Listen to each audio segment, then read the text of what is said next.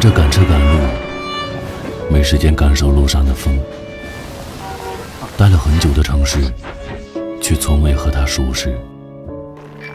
3平米的厨房，装不下好吃的湖海山川。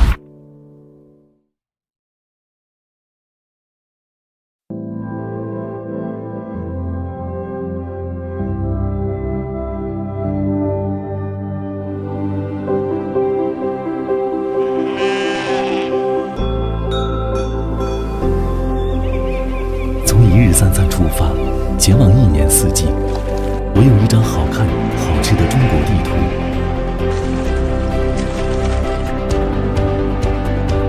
拿出你的勇气和时间，我们给你其他出行的一切，去跟农人做朋友，你要跟我走吗？